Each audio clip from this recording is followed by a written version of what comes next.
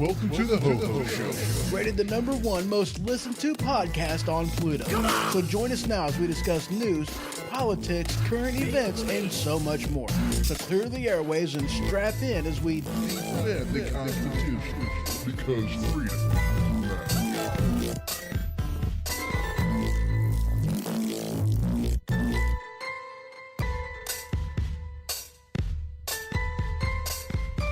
Broadcasting live from the Kata Studio. Welcome to the Ho-Ho Show. And as always, I'm your host, Ho-Ho. Hey, how's doing? I hope you're doing good. I really do. Whew. I had issues right before. And you know what? I should have been prepared for those issues because I was here Thursday night and Brandon, host of the Machine Radio Show, he had the same issue that I just had, but I did check it out last night and it worked fine. So I don't know what the heck why. I don't know. So I had to change a small setting and then get everything up and going. But anyway, let's go ahead and get into it. Now, hi. So we're just going to dive right on into it, and we're going to dive into a spot where, for me, I find it kind of funny and a little on the really side. You know what I mean? I definitely do. So this headline from Newsmax. Let me go ahead and get into it. Here you go. Hunter Biden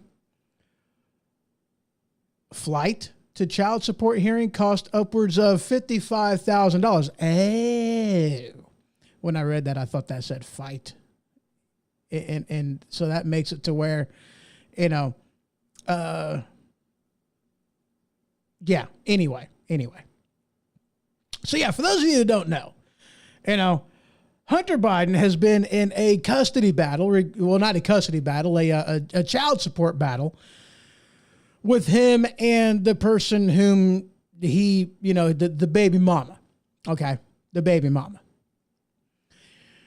And right now is what his argument is that he's broke and he can't afford to pay child support.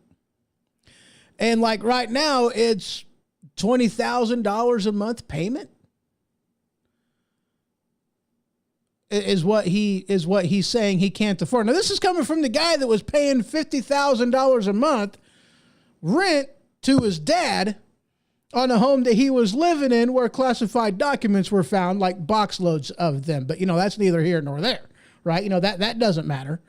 But so yeah, can't afford to pay child support. And he's claiming that he's broke. It's okay, look, if you're broke, one, the plane paying for that, $55,000. How can you afford that if you're broke? The lawyers, how can you afford all that if you're broke? None of this makes any sense whatsoever. And he's been fighting tooth and nail as far as relinquishing his... You can sit in that big chair right there. Yeah, you're fine. Yeah.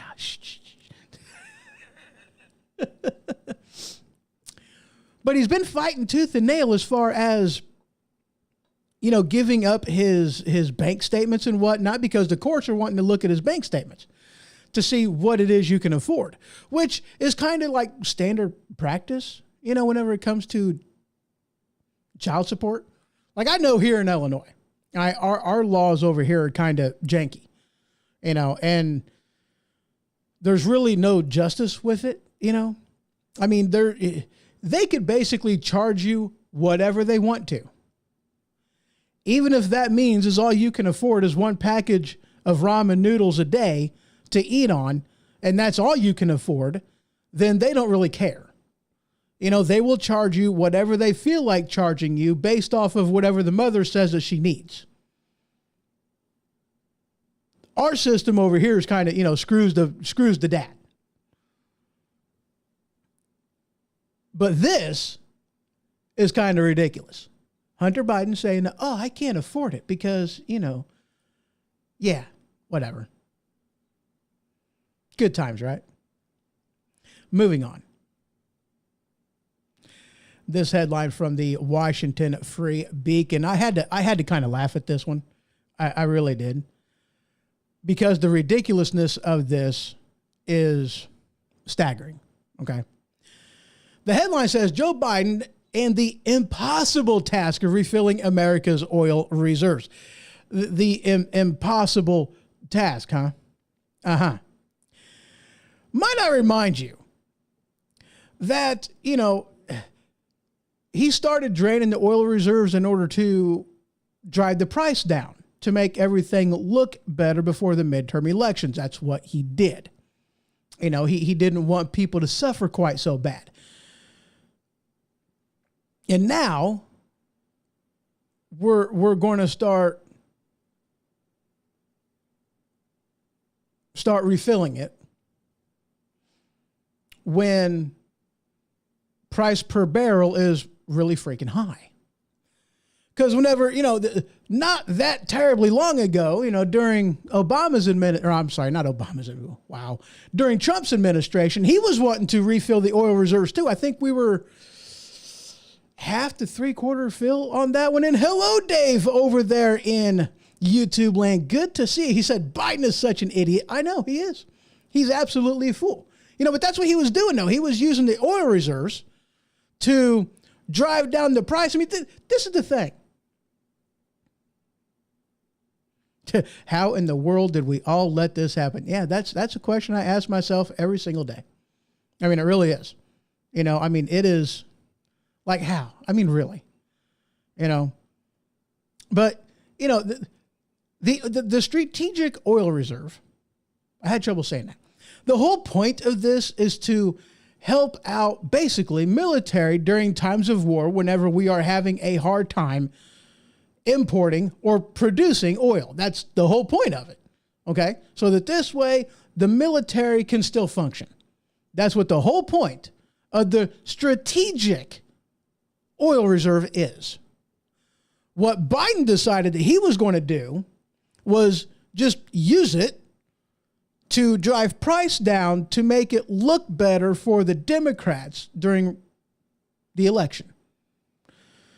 And now, and might I remind you, Trump wanted to refill the oil reserves or at least top off the tanks. I mean, that's what he was wanting to do whenever price per barrel was really, really low. And Congress was like, no, we're not going to allow you to do that. We're not going to allow you to do that at all, even though it's like $24, $25 a barrel right now, but we're not going to let you refill it because we don't want to help out the oil industry. We don't want to do that. They're just a bunch of money hungry people, and we're not going to do that whatsoever. And now price per barrel is like 70 something right now, 74, 73, maybe 72 to 74 was the last of what I heard just a few days ago, whenever prices went up again. And now he's wanting to refill it,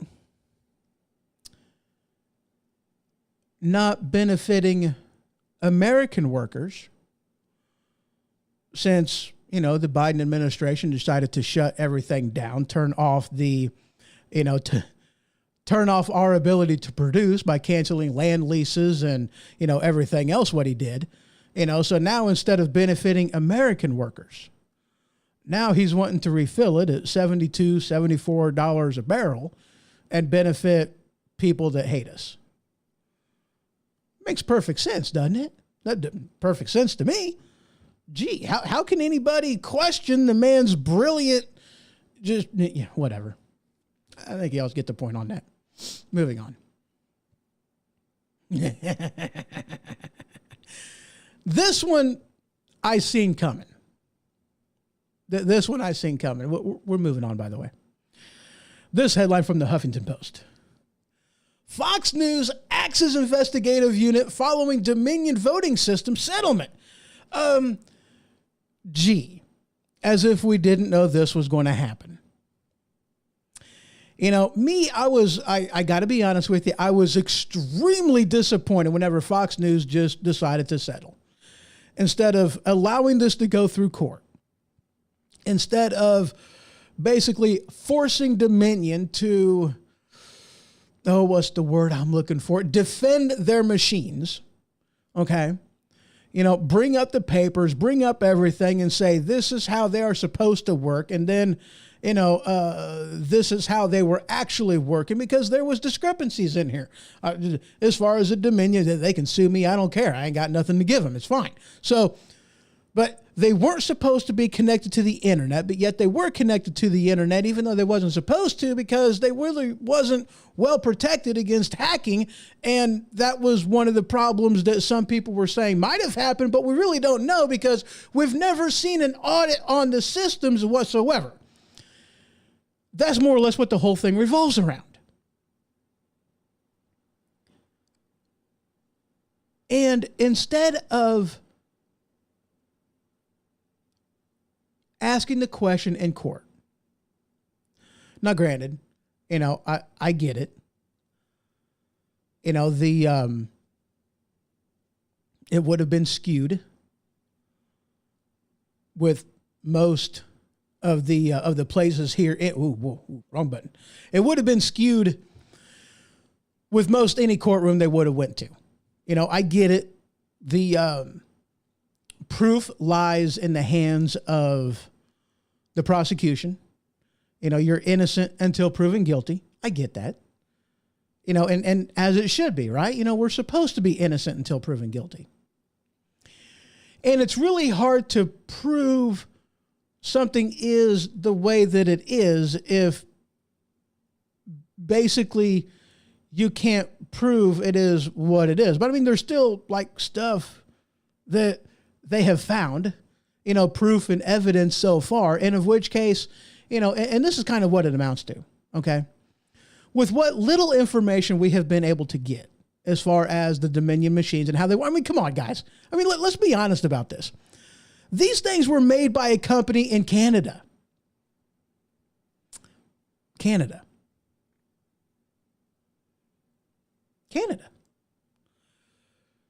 They won't allow them to be used in Canada. They're not secure enough. They're too prone to hacking. They're too prone for errors. Canada won't allow them to be used in Canada, a Canadian company that made Dominion voting machines. Shouldn't that tell you something? Really, shouldn't that tell you something right there? When the nation that makes the Dominion machine says, no, we're not using them here, but it's okay. America will buy them because they're a bunch of idiots. That's what it amounts to here. Doesn't that say a little something, something? So we know enough as far as the Dominion machines, how they were working, the whole 9 yards, and they can't defend how the machines worked without saying this is how the machines worked, and of which case, whatever. I don't understand why they settled. I really don't. But what this amounts to now is nobody can speak up against Dominion voting machines ever. That's what Dominion wanted. Wait, let me scratch that. That's what the Democrats wanted. You can't go up against them anymore. They put in there, how is it that we've made voting so complicated? You're right, man. What's wrong with having a national holiday? What's wrong with that? A national holiday, if you're somebody who works in an industry or is a service member that is overseas, then okay, yeah, vote by mail. Otherwise, if it's a presidential election, you have 4 years to plan for this. You have 4 years to get a ride together. You have 4 years to talk to a family member or somebody to say, here's my ballot, take it in. Legal ballot harvesting is one thing. These mail-in ballots, good grief. There's been people that I've heard that has gotten, I mean, I still get mail for people that doesn't live here and from my knowledge never has. It's like, why do I get mail for this person here? I might get a ballot for him. That's ridiculous. I mean, it's kind of weird whenever, like in Florida, they wouldn't let them use, the change of address forms that you fill out to say this person no longer lives in this jurisdiction. So the ballot doesn't belong in this jurisdiction to mail it out. They moved. We know they moved because we have legal federal information that says they moved. So why are they getting a ballot? It's prone for fraud. But yet they don't want to clean up the voter registry to eliminate the possibility of fraud. Everything's above water here. There's nothing to see. Go back home as the building is burning behind them. Yeah. Makes perfect sense, doesn't it? How has it gotten it so complicated? I have no idea. We've made it impossible for anyone to use my iPhone without my thumbprint, but we can't cast a single vote without an issue. Yeah. I mean, yeah. Yeah. You got a point. I mean, we know security crap. We really do, but it's just that they're lazy. They don't want to do, voter ID because somehow that's racist, even though you have to have an ID to buy a gun. You got to have an ID to buy liquor. You got to have an ID to buy cigarettes. You got to have an ID to get a hotel room. You got to have an ID in order to go to the DNC and the RNC. The DNC, the Democrat National Convention, you can't go there without an ID. But I thought the Democrats said that IDs are racist and we can't. Makes no sense, right? How 2 + 2 purple. Makes perfect sense, right? Yeah. Anyway, I hate the idea that they did this because now Dominion, who's going to have the cojones to stand up against them next time around? I've heard it said that is what they ended up doing was they legalized cheating. I don't exactly know how you legalize cheating. If the Constitution is supposed to be the supreme law of the land, and the Constitution says these are the people who have full control over how elections are done, and somebody that isn't part of this is who we say can do it, does it, how is that legalized cheating whenever that's not legal because it goes against the Constitution? I've never understood that argument. It makes no sense to me whatsoever. How do you legalize something when it's illegal because it's against the Constitution, the supreme law of the land? How do you do that? To manner and place, whatever, all that stuff is done by the Congress of the states. But what did we have during, the year that we can't talk about where these discrepancies talk about? You guys can head over to my Medium page. Actually, you guys can head over to the website, thehohoshow.com, scroll on down to Medium, and there's a big old thing of 5 different states where there was all kinds of discrepancies. And if you add everything up, you come up with the wrong person won. At least you come up with there was enough discrepancies here that maybe we should look into this, and they never did. And it wasn't like the evidence wasn't there. You had judges that refused to look at the evidence and allow it to be admitted in the court of law. That's what you had. That's not exactly okay, let's put it this way, all right? Any of y'all play pool? I play pool. Do you guys play pool? I play pool. I like playing pool. I used to be pretty stinking good at it. My grandparents owned a bar, and by about the time I was about a year or two over being able to see over the table, I started playing pool, And I used to play my brother, and he's pretty good. I played my brother a lot. There's a difference between winning and not losing. If my brother accidentally scratches on the 8 ball, I didn't win. He lost. There's a difference, right? There's a difference between winning a game of pool and just not losing. Okay? There's a difference. That's what my point is. Anyway, moving on. Where are we at now? Oh. All right. This is great. This article's from Fox News. You guys are going to love this one. I'm sure y'all have heard about some of this. Headline, GOP lawmakers slam Biden administration for proposing chocolate milk ban in schools. Brazen government overreach. Yeah. Y'all have heard that they've been wanting to ban gas stoves. They've been wanting to ban, what was one of the other ones that they were wanting to ban? Gas stoves was one of them. There was something else. Like, it might have been like gas furnaces. They're wanting to put a halt to people using like air conditioners if they don't have a certain efficiency rating or whatever. You know, they're really starting to, you know, put their fingers in a lot of places that they really shouldn't put their fingers. You know, I mean, yeah, you know, that's what they're doing, you know. And now somebody was like,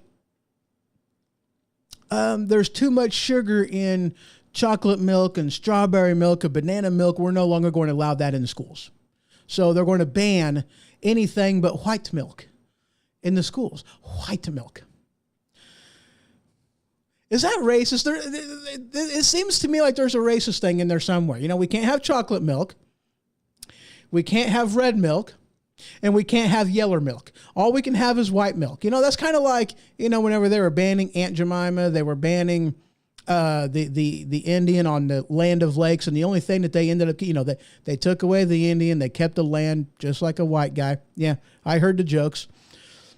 The only person they didn't end up taking out of it was the Pilgrim and Quaker Oats. You know, they didn't take out the Quaker. You know, they removed everybody else. Uncle Ben is no longer the spokesperson for Uncle Ben's rice. You know, the Indian's no longer on the land of lakes. You know, Aunt Jemima is no longer for, you know, the amazingness that Aunt Jemima was there for. But they kept the white guy. They kept the Quaker. Makes perfect sense. So they're taking away chocolate milk, taking away strawberry milk, taking away banana milk, and they're leaving the white milk. I was in kindergarten. The Prairie Farms, you know, 2% white milk in the little quart. Isn't that what they give you in school? I think it's the quart size. You know, when I was in kindergarten, all I ever drank was the chocolate milk. It was good stuff. I like chocolate milk. Drinking the chocolate milk. And okay, good. Whoa, hold on. Okay, there we go. Whew, I scared myself a little bit. I jumped. Y'all seen that, right? Okay, anyway. Oh, hold on. Okay, so we've made him. Okay, I read that one. I wonder if there's a Democrat country, the world that doesn't have a voting issue. Is there a country in the world that has voting figured out? You know, the ones that do it simply, you know, that have see, that's the thing though, man. I'm like, yes, voting simple. You know, voting simple. You vote, you're there, you're done. You count the stinking things. You tally up your counts. I mean, you know, you know, and here's the thing too. It's like, I'm against announcing as everything is going who has how many votes. I'm against that because we shouldn't be doing that. You vote all day. You count all night. At open of business day, the next day, then you get your results. What's so hard about that? You know, you open the polls up at like 7 in the morning. You close them out at 7 at night or whatever time you want to decide. And then you count from like 7 to 7. And then you release your totals. You know, I mean, I forget where they were talking about this. You know, I really, honestly, I have no idea. I don't remember. But they were talking about, you know, one of the things in order to, well, let me think about it. You know, why do they announce and let us know? Because, you know, it was like, oh, you know, Trump is this many votes above Biden. And then next thing you know, you get all of these, you know, boxes coming in from mail-in ballots that just happen to appear somewhere, or they drag them out from underneath the table and, oh, we have all these ballots, you know, and gee, they just magically showed up. How do they know how many ballots they need if, you know, yeah. There was some counties that, you know, reported 100% Democrat vote. There was some counties that, you know, counted 120% of the vote in these counties, you know, for Democrat. If you only have 100% of the voters and all 100 of them are voting, which, by the way, is statistically impossible, nobody, you know, let me say, never in the history of voting has there been 100% turnout in counties. It doesn't happen. But yet you're going to have 120% turnout. And how is that possible? These were the things that were happening, and they just wanted us to believe them anyway. Yeah. As a former truck driver for a dairy company, I can attest to the banning of the full fat, full flavor, delicious chocolate milk in New York. Yeah. Chocolate skim milk is nowhere near as delicious as full fat, full flavor milk. People just need to take responsibility for their children's nutrition and their bodies. Absolutely. Couldn't agree with you more on that one, Dave. The government should be allowed to offer guidelines, but not mandates when it comes to nutrition. No, our founding fathers had a thought on that. Okay. Educate, not dictate. We're supposed to be the land of the free because of the brave. That's what we're supposed to be. Our founding fathers believed in education. You know, educate the people on why you should do something or shouldn't do something else, but ultimately leave it for the people to decide for themselves. It's supposed to be self-governance. That's what that's what it says. Self-governance. Nothing in the Constitution gives the federal government the right to dictate what kind of milk you're going to drink in the school. Nothing in the Constitution gives the federal government the right to be the head of education all around anyway. It's unconstitutional. I'm not sure if you're aware of that, but the Department of Education is unconstitutional. It's supposed to be left in the hands of the states. It's supposed to be, but it's not. But anyway, back to my story. In kindergarten, I used to drink chocolate milk all the time. And I'm a fan of the 1%. That's what like the 2% for me was just kind of thick. I kind of liked the 1%. It wasn't quite as thick. Anyway, that's neither here nor there. But I always drank the chocolate milk, And then one day I got to thinking, I was in kindergarten, so I'm like 5, 6, whatever, and it's like, that white milk is the same white milk that I have on my cereal every day for breakfast. I think I'm going to have that. The first time ever drinking the white milk in the quart size, and I opened that puppy up. I took a big old guzzle of it because I thought, it's safe. It's coming from the school. They don't want to poison me. And when the poison, it was bad. Dude. That was the last time that I ever had the 2% white milk of Prairie Farms, the little carton thing, and I can't drink it anymore. It was bad. I can drink the bigger carton containers. I'm having a hard time Englishing, ain't I? You know what? We're going to take a break because I apparently can't English for nothing. I'm having issues Englishing, so we're taking a quick break. We'll be back.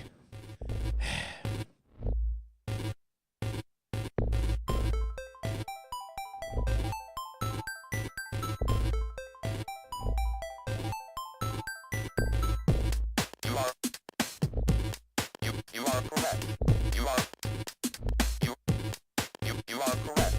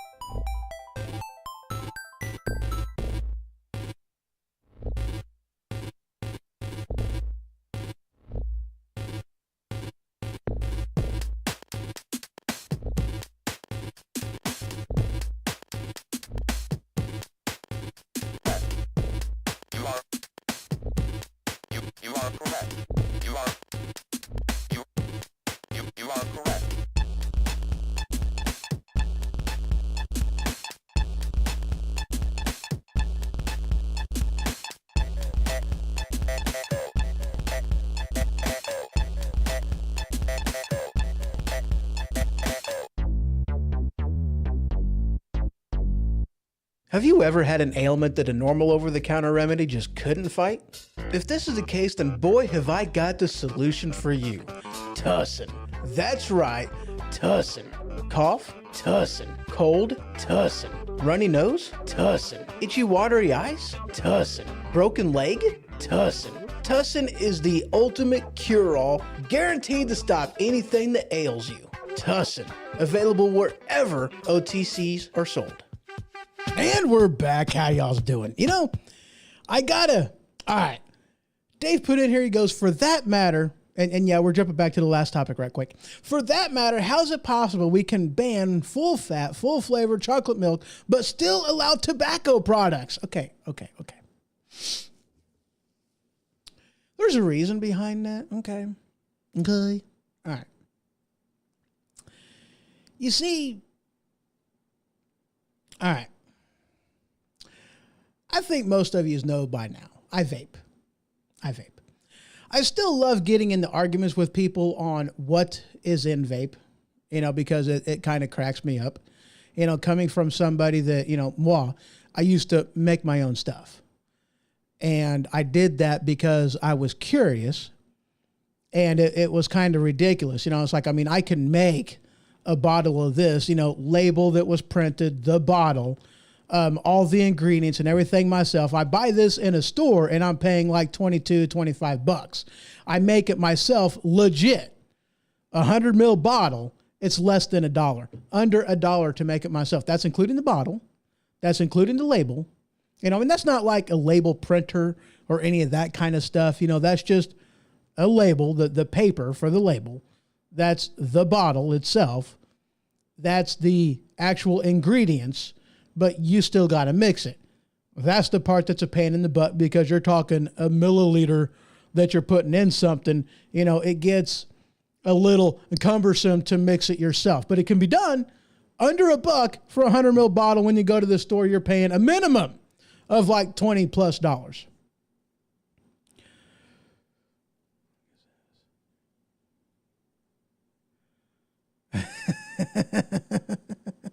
Does it make sense that somehow full fat, full flavor chocolate milk is as equally bad for you as smoking? I don't think so. What's next? Oreo cookies? Maybe. We can't be having Oreo cookies and things are delicious. Of course they're going to ban Oreo cookies. But anyway, all right. So you have ATF, alcohol, tobacco, firearms. Okay. And, they push back the legal smoking age from 18 to 21. But with tobacco, okay, now the studies that you see on this, okay, they're skewed because, they're trying to say that this is in there and that's in there and this is in there and that's in there. And it's like, no, it isn't. I know what's in vape juice and none of that's in there. Now, here's the thing, like this right here, the mod itself is taxed as a tobacco product. The tank is taxed as a tobacco product. The batteries is taxed as a tobacco product. The coil is taxed as a tobacco product. None of this is tobacco. This is a vaporizer. This is medical. If they're putting a child on a breathing machine to, for medication, that's vaporized, this is the exact same thing, just a portable version of it. That's legit what it is. And by the way, these don't all contain nicotine. So how can you, and by the way, the nicotine isn't tobacco-based nicotine. Hold up.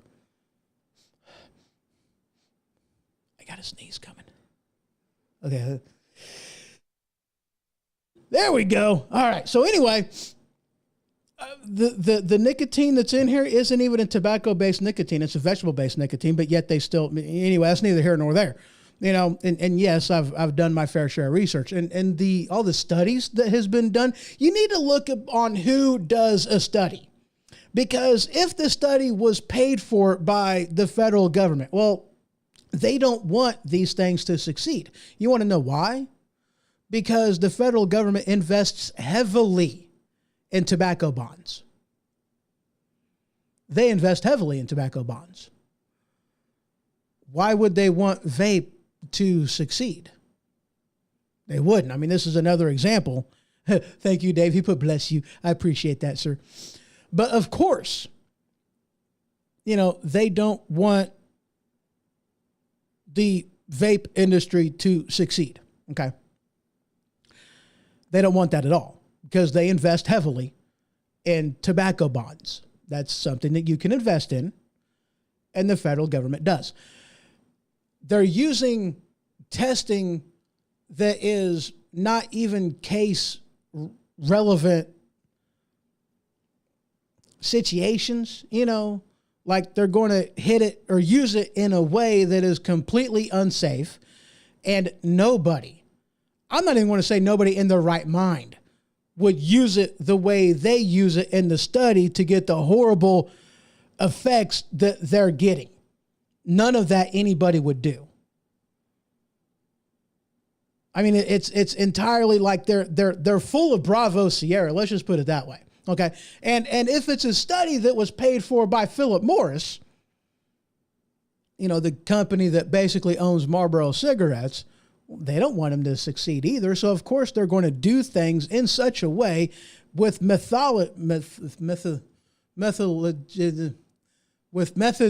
that again are not real world methods or use case scenarios and whatnot. And here's another point that I want to throw out there. Okay, like all of this is taxed. I can buy that. It's all taxed heavily. Okay. And I can go to a smoke shop and I can buy, a water pipe, and I can buy a hitter, and well, those aren't taxed as tobacco products. Why is this taxed as tobacco products and a water pipe? A bong is not. Excuse me. Sorry. Thanks for blessing me, Dave. How does any of that make sense? I don't understand. It's almost like, never mind. I think y'all understand the point. We're going to continue. This headline from a Washington Examiner: the less, I'm really having a hard time Englishing today. The less disinformation industrial complex. And yes, we are starting off this segment by talking about the Durham report. Finally, this thing is coming out. Now, look, here's the thing. If we're being completely honest about, all of this stuff, okay? Now, granted, it's like a 320 some odd page report. I'm sorry. When I mentioned tobacco products, I more specifically meant cigarettes. My point is there's no way the milk is as unhealthy as smoking cigarettes, but milk is getting banned. Yeah. But one of the reasons why they're not doing that, and it's still somewhat legal to smoke, right. But, they're banning it in schools, and this is kind of like the word porn that they use whenever talking about, there's a book ban for stuff in schools. And it's like, no, there's not a book ban in schools. They just require things to be age appropriate. But I get what you're saying, though. But again, they don't want to ban. They're not going to ban. But, in a matter of speaking, they kind of did, because what did the federal government do? They raised the smoking age from 18 to 21. So, in a matter of speaking, they kind of did. Granted, it didn't affect me. I was already well into my 40s whenever they did that one, but it didn't affect me. But, they definitely did kind of do that. But here's the thing. I'm like, why? Honestly, I just don't understand why they banned, they're wanting to put a ban on, flavored milk, at any rate. Why can't they make the flavored milk a little healthier? I used to go to Canada all the time, okay? The company that I drove for, we used to go to Canada. I was a Canadian driver. And, it's actually, okay, let's put it this way. Mountain Dew, yes, you can buy Mountain Dew up in Canada. Is it the same Mountain Dew? No. They had to completely reformulate Mountain Dew in order to sell it up in Canada. Why? Mountain Dew is poisonous. I don't know if you're aware of this. It's a freaking poison. You know, you could put a copper penny in, like, what is it, Coca-Cola or Dr. Pepper? I don't know. I've drank both, you know, and like within a certain time frame, I don't remember how long, but that soda will completely dissolve a penny. And we're drinking this crap. Are you kidding me? I mean, it's like it's used to clean stuff, and yeah, but no, you the same American Mountain Dew that you buy here in America, you can't buy that up in Canada. Why? Because it's healthier for you up in Canada. And, you know, by the way, since we're on that,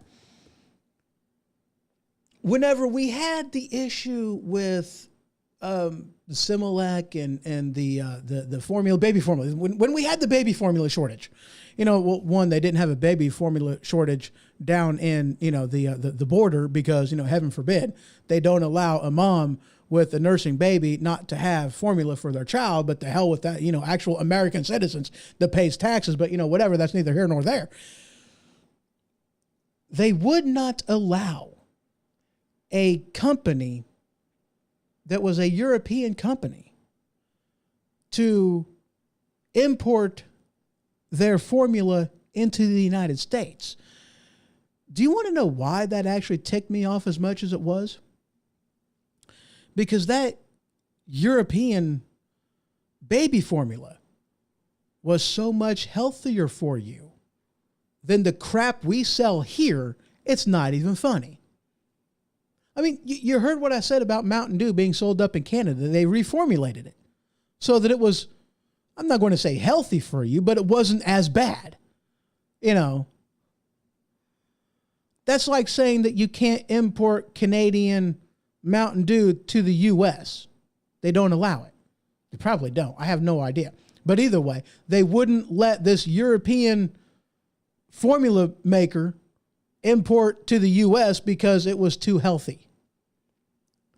I mean, granted, they gave a Bravo Sierra reason, but whenever you look at the ingredients from one versus the other, the side effects, that this is what could happen to you by the American one. I mean, it's the difference between like eating, you know, regular, whatever. Ooh, hold on. Why not be more proactive about health and healthy living? Exactly. Why not direct our energies in a way that's more positive and productive? Well, exactly. You know, I mean, that goes towards a whole, you know, educate, not dictate, you know, tell people this is why you should do something instead of trying to force them into, you know, doing something. I mean, I'm like, dude, it's staggering with how things are nowadays whenever it comes to food with the what's that word I'm looking for?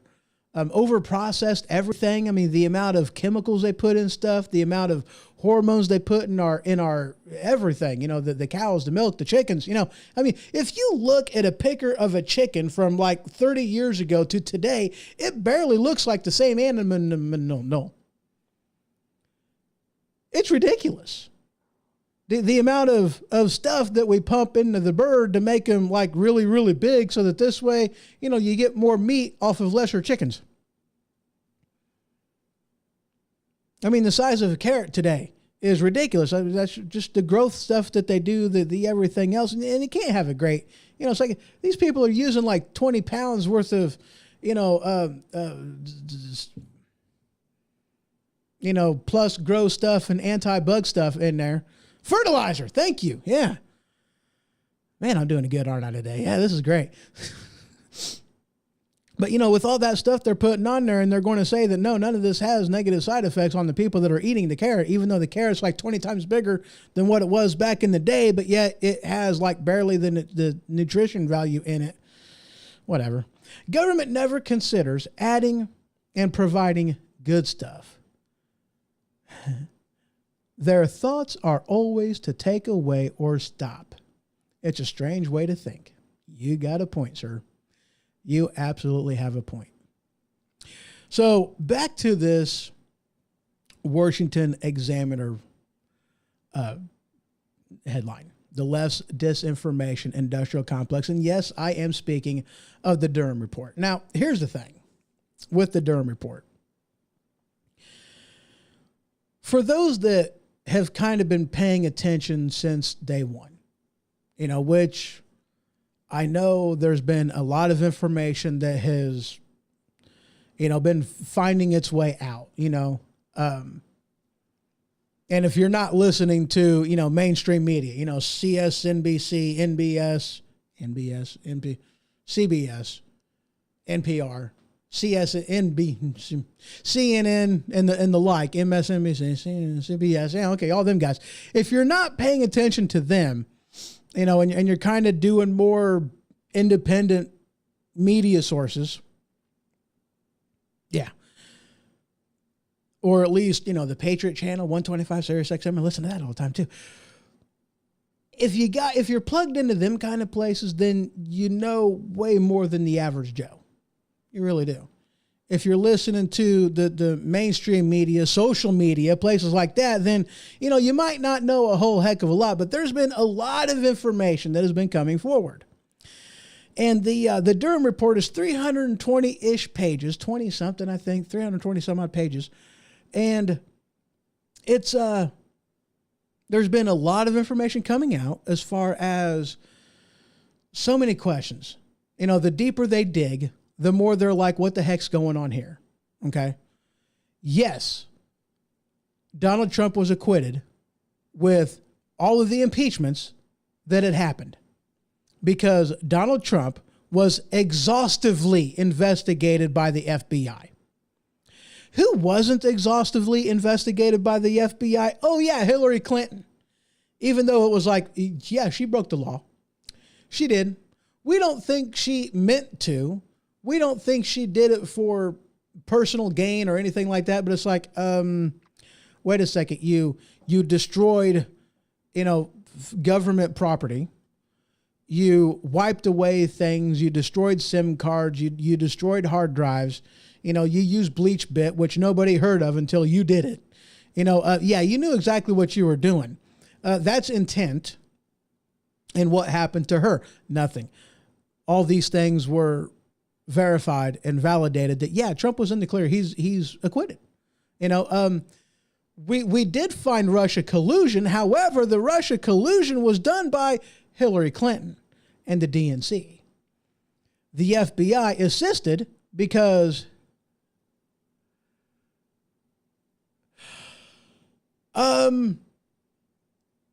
that is a really good question, Dave. He asked, do you know if the Durham report is available for the average everyday American to see? And that I am not 100% sure. I have heard all kinds of commentary on it, stuff that, you know what? Here's what I'll do. Okay. I'll look into that. All right. And I will post it somewhere. Actually, is what I'll do. Okay. Here's what I'll do. I'll track it down. I'll find it. Okay. And I will put it on Medium and I'll put it on actually, I'll probably just put it on the Weaponized Sloth Productions group page there on Facebook. A link to the Medium or a link to it somehow, somewhere. I'll put it on the Weaponized Sloth Productions page, Facebook group page. So track it down and look there. I don't know if I have a clickable link to that on the hohoshow.com. Let me check real quick because I'm actually not even sure. Oh yeah, I got a click link thing right there. Sure, sweet. Let me get a drink. Nope, I'm not seeing it. Of course not. Of course not. Is YouTube in there? I don't even see YouTube in there at all. YouTube, I don't see Facebook in there. That's ridiculous. Well, there's Facebook. That's the Ho Ho Show. Okay. All right. I'll put it in there. All right. I will put it in there. I'll find it. I'll track it down. It's got to be out there somewhere. And I think I know where I can find it, or at least find a. Are you kidding me? Have you ever done something so stupid? Have you? I have. I just completely closed out every single tab. Yes, I did. I just closed out my, my thing for, that's why I do articles on Facebook, because, articles on Facebook. That's why I do articles on Flipboard, because even if I do something stupid, it's not like I have to try to search and track down, every single article that I used. I put it right in here. This way, it's way easier for me to fix a mistake, like shutting down each and every window like an idiot, like what I just did. Okay, so I got that pulled back up. All right, moving on. This article from Washington Free Beacon, just talking about the Clinton collusion, Russian spies, 8 surprises from the Durham report. But, basically this Durham report, it was very thorough. They included a lot of information into it, and it's a lot of stuff that, yes, if you paid attention and you listened to everything that was going on, you did your own research and not allowed, mainstream media to do it for you, you kind of knew the direction of where things were going. What the Durham report did was this guy did a deep dive into all of this.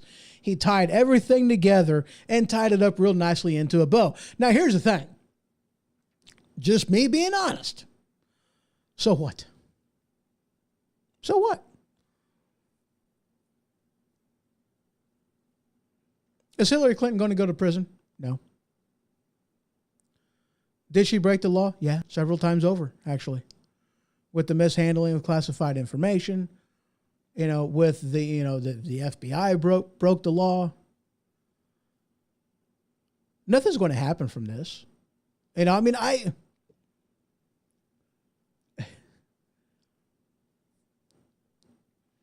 has been my thing against all of these investigations anyway. So what? We know what's going on. With the Durham report, we knew what was going on. This is just validation from stuff that we already knew. The whispers that we were hearing, we already knew what was going on. All this did is verify a few things, but who cares? Are we actually going to see any justice? Are we actually going to see the law being applied here? Well, are we supposed to have equal application of the law? Aren't we supposed to have equal justice under the law? We don't have that. Have we ever? I can't even say that we have in my lifetime. I don't know. Good grief. I've never seen free market capitalism in my lifetime. Not fully 100% free market capitalism. Don't believe me? Have you ever tried to purchase healthcare somewhere? Is that free market capitalism? No, it is not. It's a rigged system. We know all this. We know. Who cares about the Durham report? Who cares about these investigations into Hunter Biden? We know he's dirty. We know he's filthy. Okay? Isn't it amazing how they accuse Trump of the quid pro quo, the perfect call to, Ukraine, and they accuse Trump of a quid pro quo when there was no quid pro quo. They had this whistleblower that really wasn't a whistleblower because he had no firsthand knowledge of this phone call. Everything, all the information that he got was hearsay from people who heard the call. And he was just like, I don't like what's going on here. Whistleblower. But he wasn't a whistleblower. And now you have whistleblowers talking about things with Hunter Biden and the laptop and how that was mishandled and covered up, by the way. And now the Democrats don't like whistleblowers. Who is an actual whistleblower with firsthand knowledge. We don't like whistleblowers all of a sudden. I thought you loved whistleblowers when it was a whistleblower against Trump, and they impeached him for that. That he wasn't removed from office, no, but he was impeached. And yet you have this video clip, audio/video clip of Joe Biden, not just admitting to, but bragging how he told Ukraine, fire this prosecutor, or you don't get this money. That's a quid pro quo. And the son of a bitch did it. Fired the prosecutor. Now, why would Hunter, or why did Biden want this prosecutor fired? Because he was investigating Burisma, the energy company, the very same company that had Hunter Biden getting paid a butt ton of money, no experienced Biden getting paid to sit on the board of this energy company. Because what that money was paying for, it wasn't Hunter Biden's expertise. He didn't know anything about the energy sector. He didn't know anything about Ukraine. He didn't know jack diddly squat. He got that job and got a huge freaking paycheck. You know, he was getting paid like Johnny Cochran, and he was an actor at best. Quid pro quo. Fire him or you don't get this money. An actual quid pro quo, but yet nothing happens to Biden. It's okay. We don't care about quid pro quos when it's a Democrat. Equal application under the law? No. Equal justice? Nuh-uh. So we know what's going on in all this crap. Are we going to see anybody go to prison? Are we going to see anybody even losing their job? Well, maybe, but, this is how Democrats, fire somebody. They hire them over here. That's what they do. They'll fire you over here, but they'll promote you over here. You did good. You just got caught. Here, try it again. Fix your mistake, but you're still going to get paid and probably going to get paid more than what you would before. Yeah.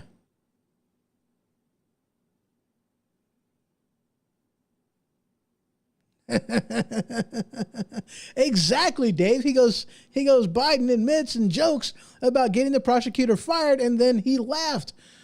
Somehow, it was so funny. What the absolutely. WTF, man. Yeah, exactly.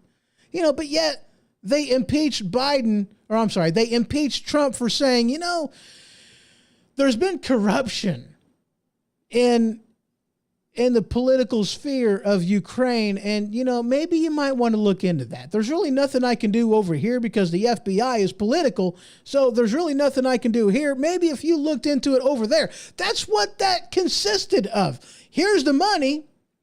It would be nice if you look into corruption because we're kind of leery about that. Corruption's been a thing in your country. He's like, yeah, you're right. That's what that call consisted of. And Biden jokes about, admits to, laughs about it, the quid pro quo. Is Biden getting impeached? No. They want to impeach Trump for the classified information, the classified documents that he had. And yet we have tens of thousands or several thousands, 1,500 or 15,000, I forget the actual number, of boxes of classified information that the legal team of Biden won't even let them look at to see what is in there. And somehow the legal team is, they have the classified clearance to look at the clearance to see all these classified information, and yet they want to impeach Trump over his mishandling of classified information, but yet they ignore the boxes of classified documents that were found in the garage of the home that Hunter Biden was spending $50,000 a month to rent. Oh yeah, and by the way, another issue with that was Joe Biden never claimed that $50,000 a month revenue. He never claimed that as income. Isn't there somehow laws on that, that the FBI has on you're supposed to claim certain things, but yet Joe Biden didn't claim any of that as income. But that's okay? Equal application under the law? No. Equal justice under the law? No. Not at all. Not at all. So here's what they're basically talking about. Sorry for the conspiracy theory, but I think that's the original pandemic. Something is going on in the world that all these crazy things are happening and half the world is okay with it. Yeah. I mean, you're right though. You know, I mean, this is the trouble with the deep state, you know. I think you're right. He says, I think about half the people in the U.S. are infected. Yeah, I think you're right. You know, I mean, it's ridiculous. I mean, isn't it? Isn't it absolutely ridiculous with all this crap just going on? And it's just like, you know, but I mean, this is kind of what it amounts to, Dave. All right. You know, it's huge. Okay. Isn't it freaking huge? You know, with all this stuff that we're hearing, with how deep the corruption really goes, you know, holy crap. What am I going to do? How can I fix this? There's so many people that have their head buried in the sand that just don't get it. How am I, you know, how big of a blowhorn do I need? I mean, there's all kinds of prophets out there, man. There's all kinds of prophets out there that are screaming at the top of the lung, on top of the mountain, you know, that it's like nobody's listening. There's a lot of people that are going, dude, we need to fix this crap because we've got some issues here. We got to fix it. If we don't, we're not going to have a nation left. You know, I did a show a while back ago, you know, talking about, it was knowing the Declaration of Independence, and it was the transgressions. You know, in this little thing, there's a list in here at the Declaration of Independence. Excuse me. 31 transgressions, whatever. And I talked about every single one of them. And it was amazing that every single one of the transgressions, all 34, which were the reasons by which we separated from Great Britain and we fought a war for our own independence. Every single transgression our government is doing to us now. Is this the nation that they had in mind for us to have? No. I mean, dude, I'm like, in all honesty, this will blow your mind away. In all honesty, we had more freedom under British rule than what we do now. You didn't have to have a fishing license back then. You have to now. I mean, dude, the amount of freedoms that we have lost over the years, and a lot of it is due to the education system because they don't truly teach civics in school. I almost did it again. Wow. Okay. But they don't truly teach civics and government in school. They don't teach that anymore. They don't. Not many people know, but the Department of Education, their marching orders per se, the whole entire idea behind it came from a guy by the name of Rockefeller. I'm sure that's a name that most everybody knows. What you may not know was he said that it takes about 12 years to fully indoctrinate somebody. How long do we go to school for? 12 years.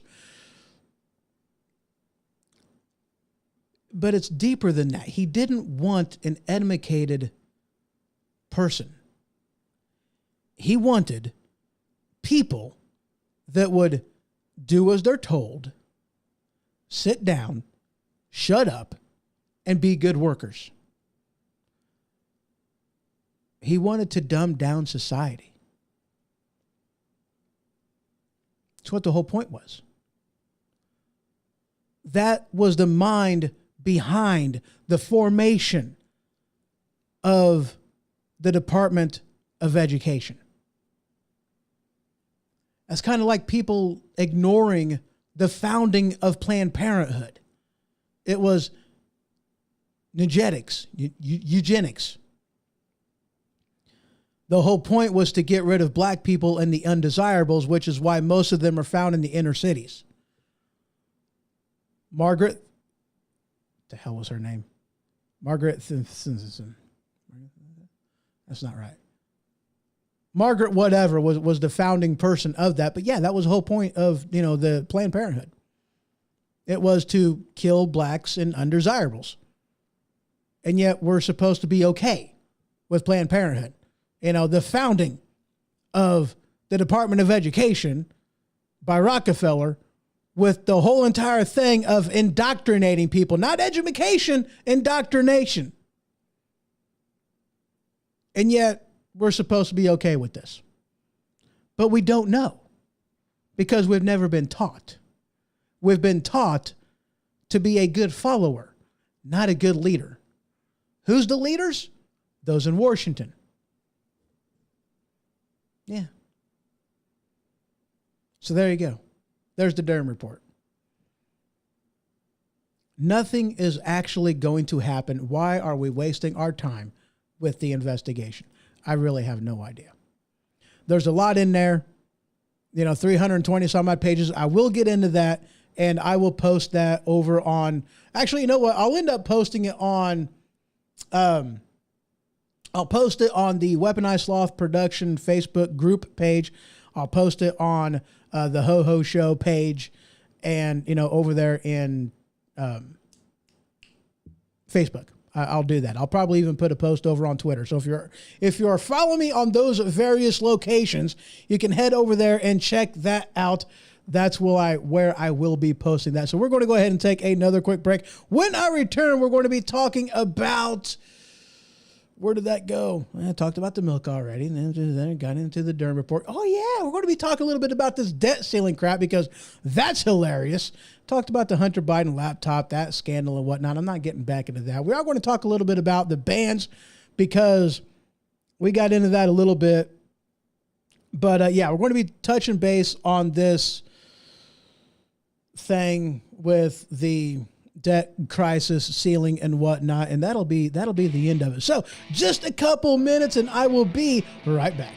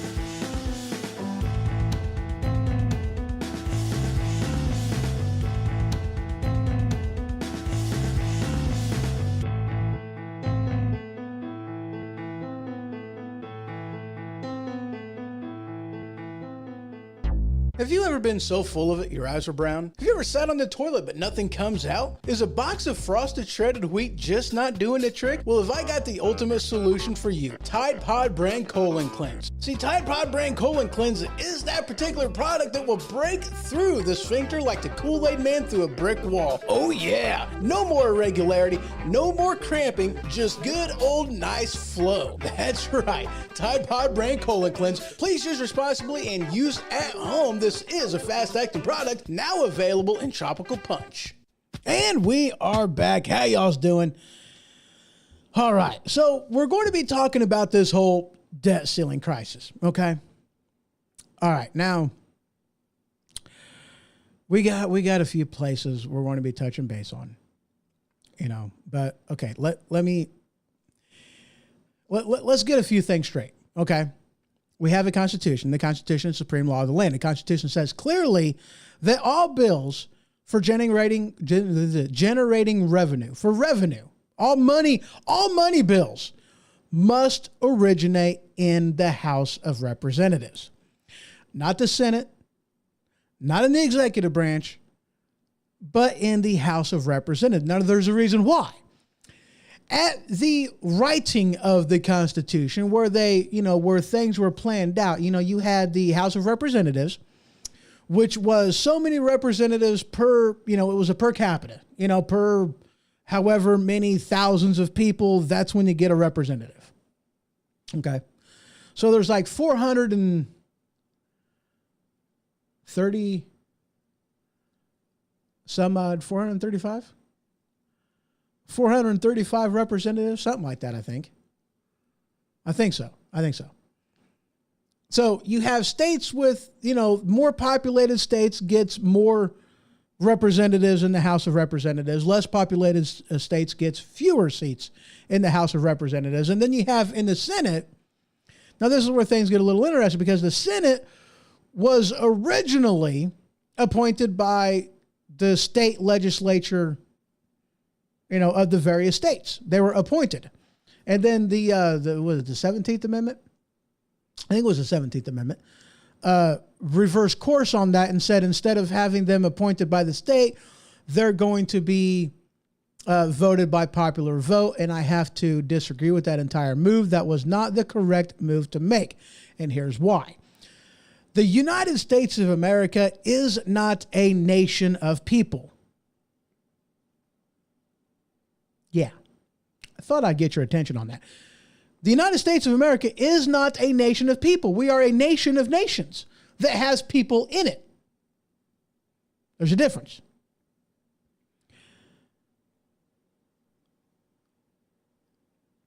The province of Quebec in Canada is not what's equal to Illinois.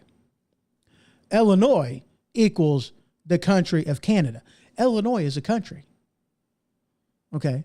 We call it a state, but it's a country. What's synonymous with state? Country. It's the United Countries of America. That's what it is. Okay. So that's why I say that, the House of Representatives represents the people of a state. The Senate represents the state itself, the state's interest. That's why that no matter the population of each individual state, every single state gets 2 representatives. Because every single state was equal. I mean, think about it. Why would the state of Rhode Island agree to join the Union if their vote was just going to get drowned out by California and nobody cared what Rhode Island said? You give us your resources and we're not going to give you jack diddly squat in return. Why would they join the Union? The short answer is they wouldn't. But there was assurances that was made that would say you get an equal vote with everybody. Your vote as a state would not be drowned out by any other state. Each state will be equal. The House of Representatives represents the people of a state. The Senate represents the state government. The state. Not based off popular vote. They were appointed by the state legislature. Very important. We are a nation of nations. Okay. That's why it is the House of Representatives that determines how money is spent. Why? Because it's my money. It's my money. The Supreme Court represents the Constitution, or is supposed to. The president represents the nation. The Senate represents the state. The House of Representatives represents the people of the state. It's our money. That's why all bills for generating revenue, for spending revenue, for spending money, for collecting taxes even, that's why all of that is done not by the presidency, not by the senators, not by the Supreme Court. It's all done by the House of Representatives. That's why.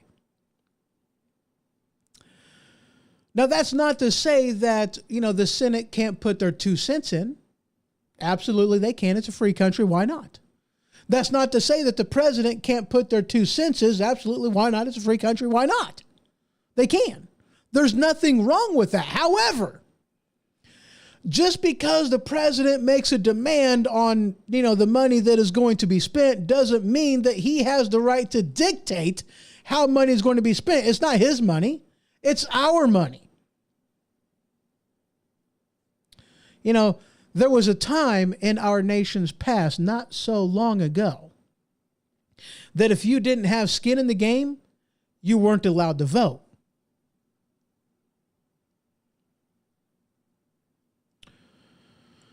So translate that to today. If you're not a taxpayer, then you have no right to vote. What do I mean by a taxpayer? If your relationship to government, as in you paying taxes, isn't a net loss, then you don't pay taxes. If your relationship with government at the end of the year, or, at April 15th, if you get more money back than what you put in, that includes, even things like, government aid, things like that. So if your relationship to government is a net gain, you get more than you give, then you're not paying taxes and you shouldn't have the right to vote, because then what our founding fathers knew was eventually all you would be voting for is who's going to give me more. You're going to be voting for a free paycheck. It's not my money. Why would I care how it's being spent? It doesn't matter to me. I want my free stuff. And once you're getting free stuff, it's really, really hard to take that away. It's just like having animals in captivity. There comes a time when the lion forgets how to be a lion. That's why that's why it's illegal to have and own and possess certain animals, because they're wild. If they are raised in captivity, they won't know how to be wild. The same thing happens here. We have an entire generation, multiple generations of people that have been living off of the government for so long. And all they do every single election is they vote for the free stuff. One of the reasons why that Biden got elected was because he was like, free college health care, or free college. I'll just pay your debt. Giving away free stuff. He didn't have the okay to do so. Congress didn't approve it. He just acted unilaterally. I'm giving away free stuff. Vote for me. The Republicans ain't going to do that. They don't care that you're struggling, man. You have the right to educate yourself, right? No. No, you don't have the right to education. I'm sorry, but you don't. Pay for it yourself. You're just spitting in the face of the people whom, worked hard and paid it. And now you're going to take my money to, it's like my tax dollars is going to pay for somebody else's college education. Okay.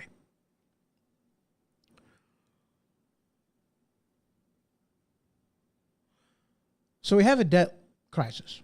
Okay. Now, for 90 some odd days, somewhere between 90 and 100 days, okay, President Biden would not meet with Speaker of the House McCarthy. Wouldn't do it, refused to do it. Now, the frame of mind that the White House had, that Democrats had, both Senate and House of Representatives, the mind frame that they had was, he will never get enough Republicans to pass anything, we have nothing to be concerned about. They'll have to come to us to pass anything, and we'll strong arm the negotiations and we'll get what we want, because he'll never be able to do it. The Republicans will never be able to do it by themselves. And in any normal situation, the Democrats would be 100% right. I give it up to Democrats. I really do. Republicans may hold office. Democrats hold power. It doesn't matter. The Democrats hold true. You don't get all of these different factions breaking off, but whenever it comes down to the issues, the real issues, the Democrats always come together. It doesn't matter if they hold a majority or not. They will be heard. And they will make sure that what they want will go through. The Republicans will never be able to stop the agenda of the Democrats. They may put a slight pause on it, but they will never fully cancel it out. It ain't going to happen. Why? Because the Republicans are fractioned. You have way too many rhinos and not enough actual conservative Republicans. Patriots. It's too fractioned. It's too broken. The Republican Party is broken. That's why they may hold office. They don't hold power. Because in the end, for the most part, these people want the same thing. They do. They want to talk a good talk, but in the end, they really don't care. I mean, why else do you think Mitch McConnell, was behind Biden 100% on the spending budget that they pushed through before the current House of Representatives people, the current Congress can get seated. They pushed it through, a spending package. And now they just want the House of Representatives. They just want the sitting Congress to just pay for it. No questions asked. Pay for it. Okay. That's what they want.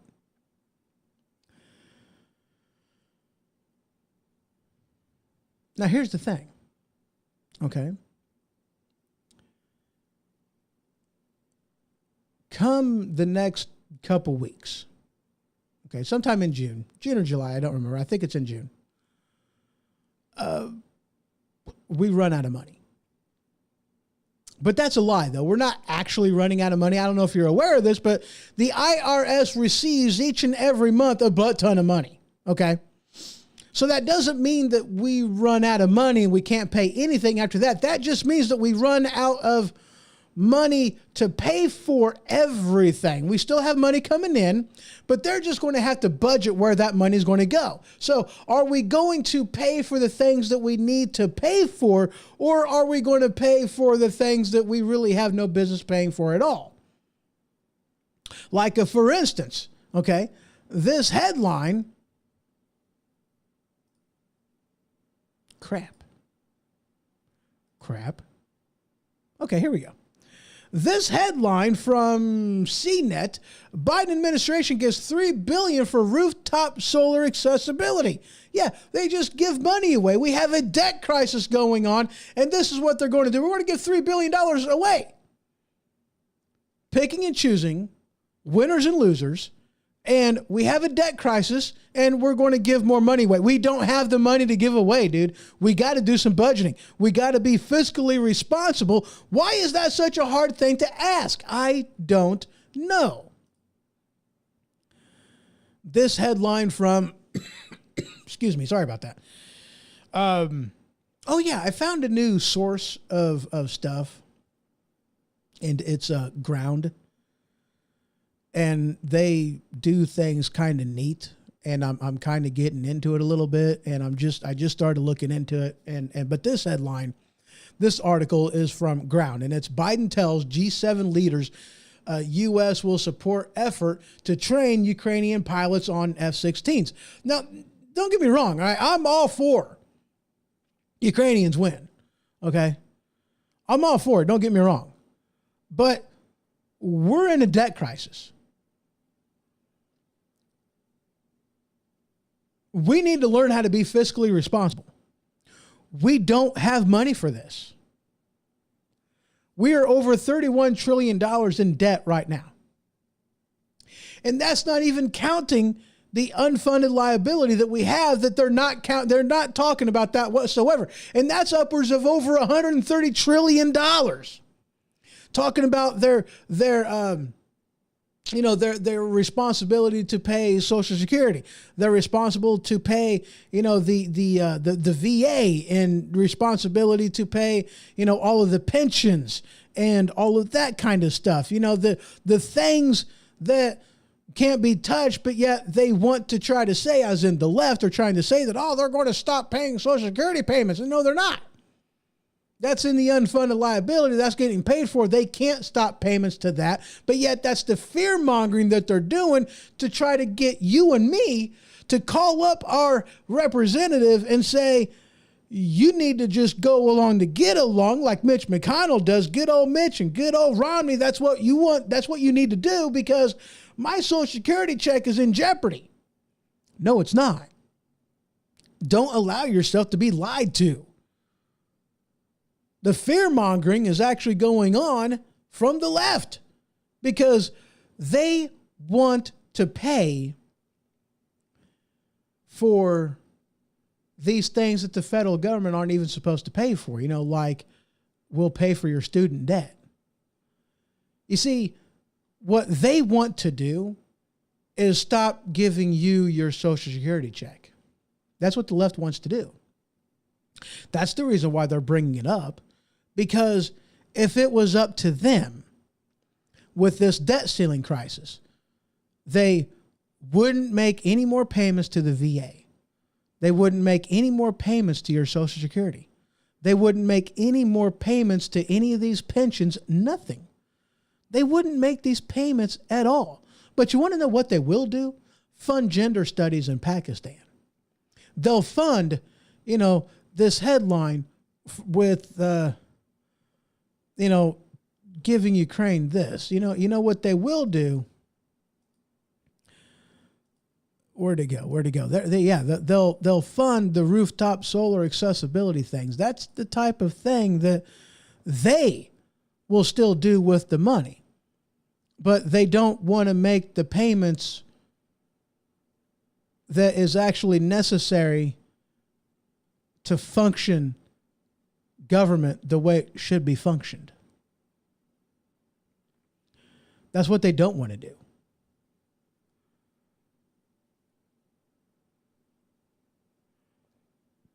The IRS gets so much money in every single month.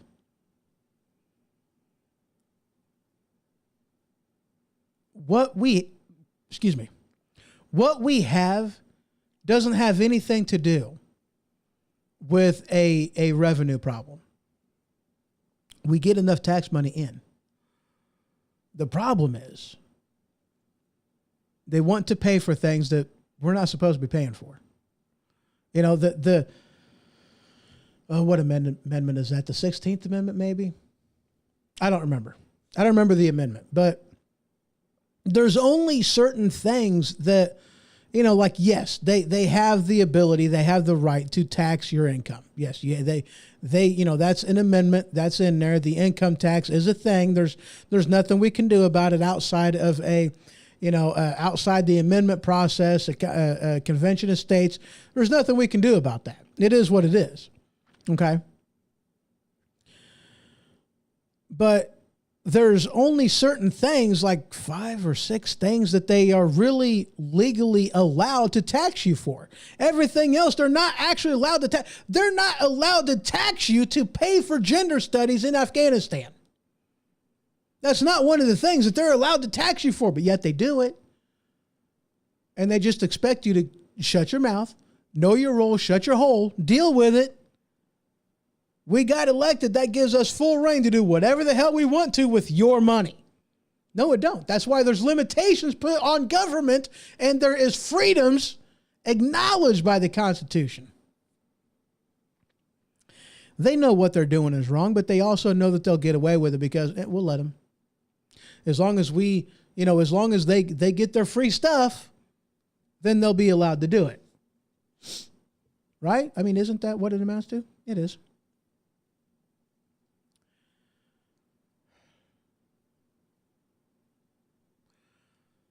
So between 90 and 100 days, President Biden refused to meet with McCarthy about the debt ceiling. They passed a bill. It raised the debt ceiling, but it also said we need to be fiscally responsible.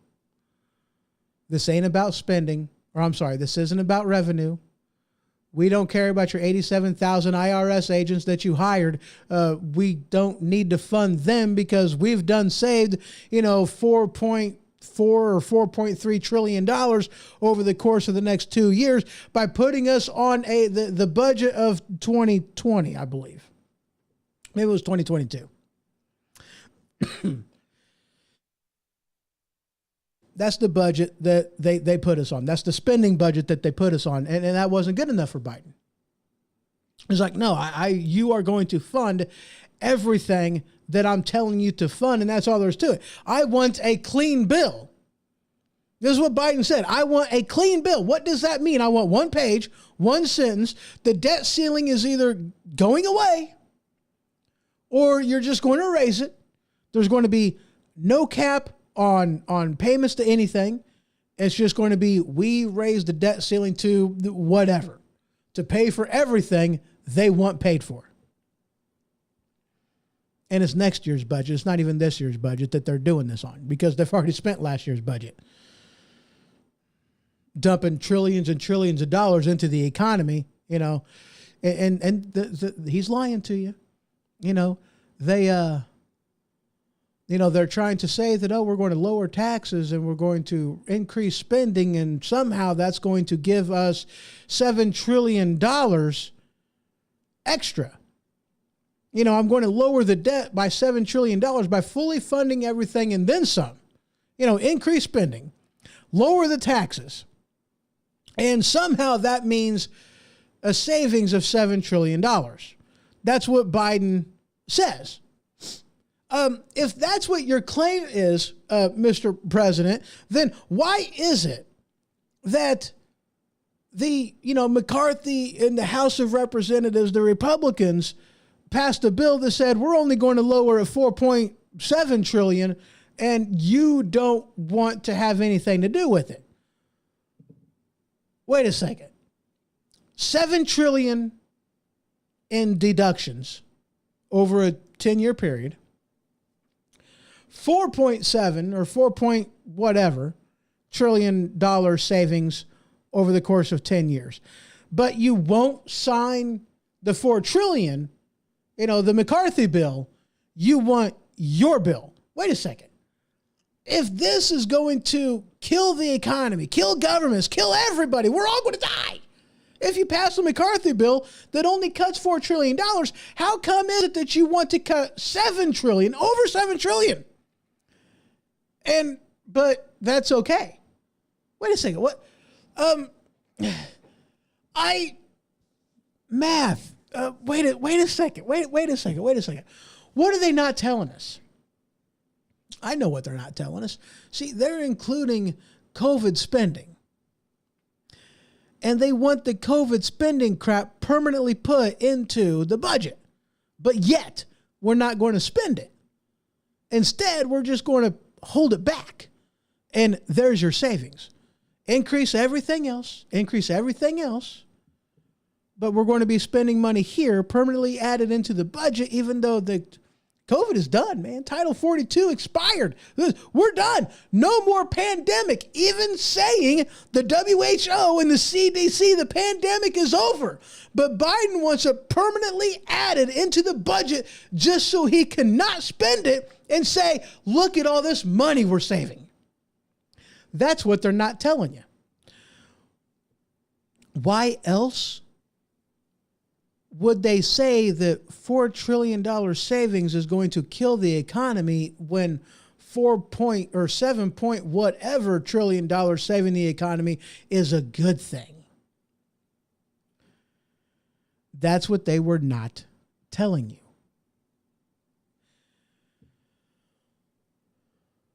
Revenue.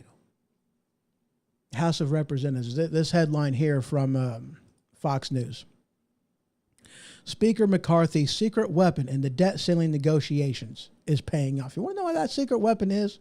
It's the Constitution that says all bills must originate in the House of Representatives. That means that the bill that, here's the thing, and this is I got to laugh a little bit, right? Because Biden failed to come to the table for over 90 days, between 90 and 100 days. He's off at the G7 summit right now. He's cutting his trip short so he can continue negotiations. Here's the thing, man. McCarthy passed the bill. The House Republicans passed the bill. Negotiations are over, man. What do you got? They passed the bill.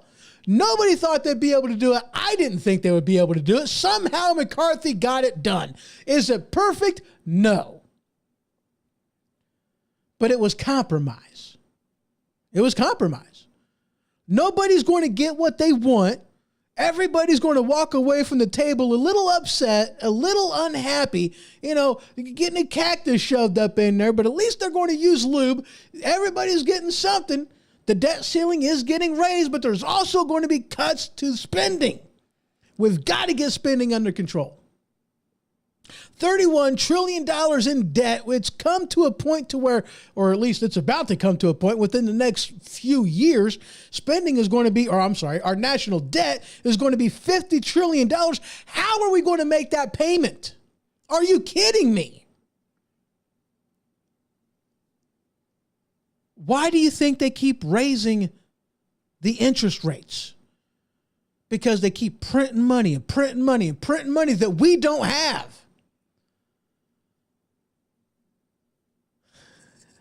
Your mouth is writing checks your body can't cash, man. Isn't that how the saying goes? Isn't that how it goes? Yeah, that's what they're doing. They're printing money that we ain't got.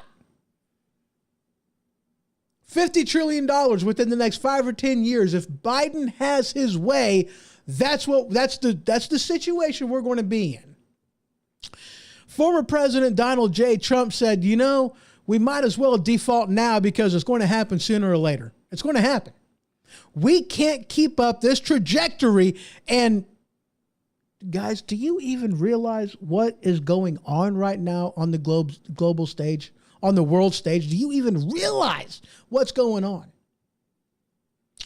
You want to know why we have bargaining power? Because we are the global currency. You want to know what they're talking about doing? Taking away our place on the stage for being the global currency and giving it to China. Do you realize what's going to happen to the value of our dollar if that happens? We are no longer a producing nation. We don't produce anything. At most, we may put some random parts together and make something, but we don't actually produce anything. All of the production has gone overseas. We have customer service stuff. We'll answer a phone call. Thank you for calling such and such. How may I help you today? We're good at waiting tables and taking orders and doing stuff like that. We got some call centers, but all those are going to India anyway. We don't really produce anything. Go up to Chicago, go to Detroit. We don't really produce anything. That kind of stuff we've taken elsewhere. Go to Philadelphia, Pennsylvania. Used to be the steel capital of the world. We're not producing anything. You know what we do produce? Currency. So what happens when our number one export is no longer getting exported? We don't have oil. We don't have natural gas. They put a stop to all that crap. We don't mine for rare earth minerals. All that goes to China. It may be in South Africa, this place, that place, and the other place, but yet it's under China control. We don't produce anything. We've outsourced everything. What do we produce? Currency. If we no longer have that, then what do we got? Nothing. Nothing. We've got to get spending under control. If we don't, they're laughing at us, man. They're laughing at us. It is so close to being done. It's not even funny.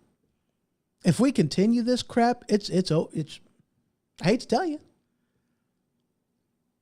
If we do this crap, really, I mean, they might as well. Okay, it's one of two things. It's either get spending under control, or why even have a debt ceiling? I'm not talking about raising it. I'm talking about removing it. If you ain't going to do nothing, if you're not going to get spending under control, then just take the damn thing away. We might as well at this point. I mean, really. If you don't care enough to get your spending under control, correct the house. Take responsibility for what's going on. Go to the USID. No, that's not it. Government aid, whatever. Go there and look at just the charity that we do to everybody. If we don't get our spending under control, we might as well just remove the debt ceiling and let the chips fall where they may. You will be burning $20 bills to stay warm because that's all it's going to be worth. You ain't going to be able to go use it and buy some firewood. You might as well just burn the money because, well, the wood costs more than the brick of $1 bills you're going to have in your possession. You think the price of food is bad now? Wait until they remove us from the global currency. When Great Britain was removed from the global currency, because they was before, the value of their dollar dropped 87%. They went to bed with $1 in their account. When they woke up, they had 13 cents. How do you think the economy responded to an 87% loss in value to their dollar? Are we going to be any better off?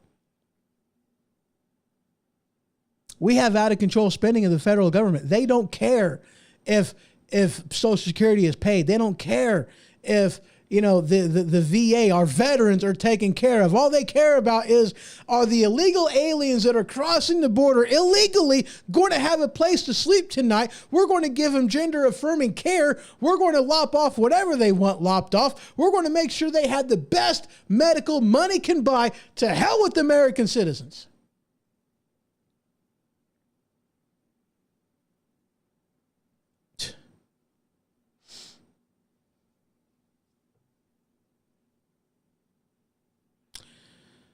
So yeah, McCarthy has a secret weapon. And yeah, they're saying that the 14th Amendment gives the president the ability to just raise the debt ceiling unilaterally by himself. That's called being a dictator. That's not what our founding fathers wanted. And before you go, well, the 14th Amendment says, you're right, it does say. Section 4, it talks about, the full faith of the credit, whatever. One, that's not what it's talking about. Look at context. Okay, that's not what it's talking about. And they're talking about Section 4 of the 14th Amendment. But if you look at Section 5, what does Section 5 say? Congress shall say how this is going to take place. The full authority of how these bills are paid is in the hands of Congress. Not the president, not the Supreme Court, Congress. They're trying to claim that the 14th Amendment gives the president the right to do this, but yet the 14th Amendment says, no, Congress still has the power. They're lying to you. How can you talk about the fourth section of the 14th Amendment without touching base on the fifth? Oh, yeah, because the fifth is, well, it's inconvenient. Kind of like that whole, the right of the people to keep and bear arms shall not be infringed. The shall not be infringed, that's a little inconvenient. We want to infringe upon it. Why do they want to infringe upon it after 240 some odd years? They want to infringe upon it because they're about ready to do something that's going to get them shot. Just being honest, people. Just being honest. Whew.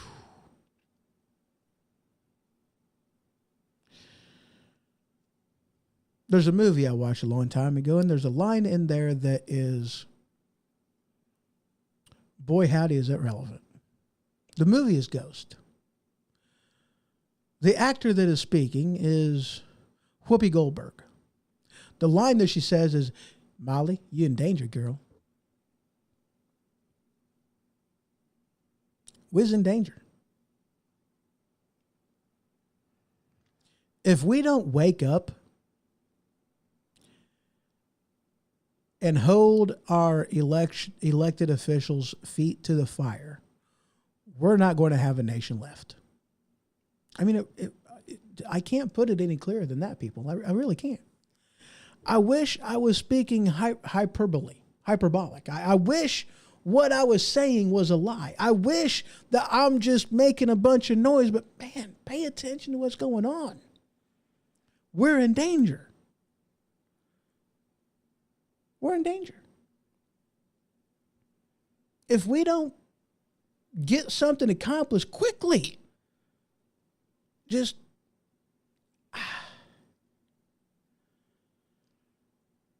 I mean, dude, the people that are in Washington are not your leaders. We don't have a democracy, people. We have a constitutional republic. What does that mean? That means that this is the law of the land. The Constitution is the supreme law of the land, and we elect people to go to Washington and represent us in the writing of laws and whatnot. That people in Washington have a job to do, and they're supposed to do it. They are not our leader. You know, originally, George Washington was going to be king. He said, no, I don't want to be king. We just ended a monarchy. Okay. We just fought a war for our independence against the king, a tyrannical king. And I'm not going to allow you to call me king, because with the title comes an expectation of power and authority. I don't want anything to do with it. This is not what we just got done fighting for. I won't allow it. I'm not going to be part of it. It's not going to happen. I will not be the first king of the United States of America. Ain't going to happen. No way, no how. And so they put the heads together and they come up with the word president. You know who else was a president? Jeffrey in The Fresh Prince of Bel-Air. Alfred and Batman. They were presidents. A president is a servant. It's what the word literally means. You aren't a man of power. You're no different than Jeff Dunham's Peanut. You're no different than Ahmed.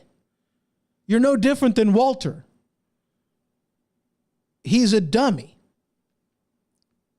We the people are Jeff Dunham. The president is Walter.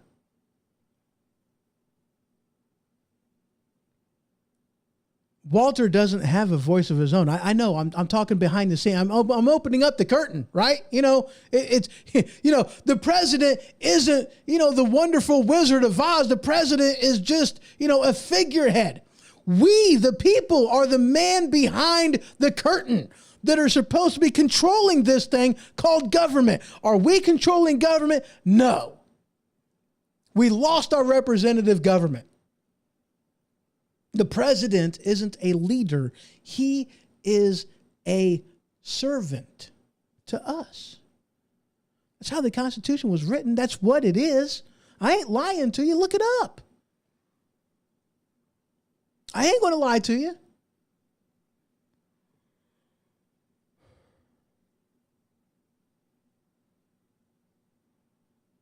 If we don't fix something and fix it quick, then we just it's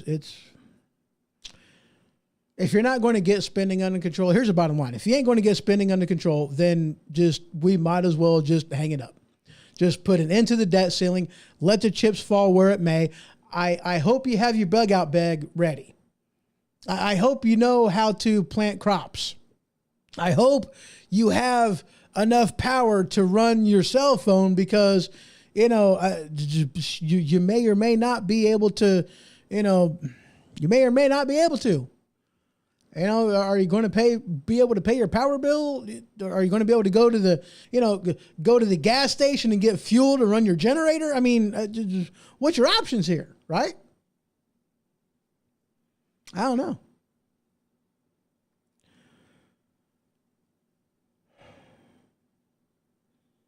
McCarthy does have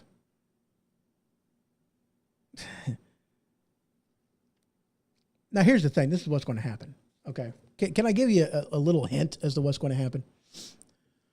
You see, Obama was actually in this exact same situation. Okay. Obama was in the exact same situation.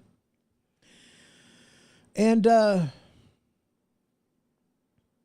14th Amendment was tossed around then as a possible way to avert having to deal with a Republican-controlled House of Representatives. Okay. And Obama was like, it sounds good and all, but it's not, I don't have the authority to do that. And he said that we considered it, but we just don't think we'll be able to get away with it. That's in a nutshell. That's what Obama said. So what did Obama do? Did he outright refuse to negotiate? No. He said, I'm going to have to negotiate. It's not what I want to do, but it's what's best for the nation. So he went and he negotiated with a Republican-controlled House of Representatives. That's what Obama did. But for some reason, Biden is going, I ain't going to do it. You can't make me. Obama's going, I think we'll get away with using the 14th Amendment, even though it's unconstitutional, even though the 14th Amendment does not actually give me the power to increase it unilaterally on my own, even though that's the marks of a dictator. And, we're the United States of America. We're not a monarchy. We're not a dictator. We don't elect our rulers. We elect our representatives. But he thinks that now, unlike the prodigal president Obama, Biden thinks he'll be able to get away with it. So that's why they're talking about doing it. Yeah. So that's really all I got for you today, guys. That's it. That's it. I wish things weren't so doom and gloom. I really do. Man, boy, howdy. I was never more happier in life than before I started paying attention to politics. Because whenever I wasn't paying attention to politics, I didn't know. And I was happier for not knowing. Now I know. Now I see what's going on, and it's like, holy crap. I learned the Constitution in a time frame in a way that just made sense to me. And then I opened my eyes and I looked at what was going on in Washington. I'm like, wait a second. This isn't how it's supposed to happen. This isn't how any of this works. What the heck is going on? I was confused. I was confuzzled. I'm like, holy crap. And then you have people out there that are going, oh, we're the silent majority. We're amazing and whatnot. Are you kidding me? You're being proud to let this happen. Communists that we used to fight back in World War II and World War I, you let them into the house. Bernie Sanders, Ilhan Omar, Alexandria Ocasio-Cortez, these are communists, socialists, fascists. And yet, there was a time we fought a war against that kind of thing. We didn't welcome them into government. We knew it was a problem. And now, whatevs, I guess, right? Maybe I'm just naive. Yeah. I know how it should be. And I know that it isn't. Maybe one day. You know, it's actually an interesting thing about the Constitution. Within the Constitution, there was, the red button. I have a Stream Deck. That's kind of what I use to make all of this possible. It's what I use to flip-flop scenes and whatnot, and on here I have a red button. Okay. The red button's pretty awesome. It opens up every program that I need for doing the show, along with, the windows for, the tabs on my my web browser. Opens everything up, everything I need. It's a red button. It's what I use. There was a red button put in the Constitution. And in a nutshell, it says the Constitution, we're establishing this Constitution as the formation of the government. The purpose of the government is to protect your rights. And if they fail at their job to do their duty, protect your rights, up to and including, but not limited to, the Second Amendment, the right of the people to keep and bear arms shall not be infringed, but they also have other duties like protecting and guarding the border. Spending tax money wisely. And if they fail to do their job, it is up to the people to fix the problem. There's a patch that I got a while back ago, and I'm going to leave you with this. A patch that says, when tyranny becomes law, rebellion becomes duty. This has been The Ho-Ho Show. For more information, you can head to thehohoshow.com. And for the merchandise store, you can head on over to stinkpickle.com. That is stinkpickle.com. Until next time.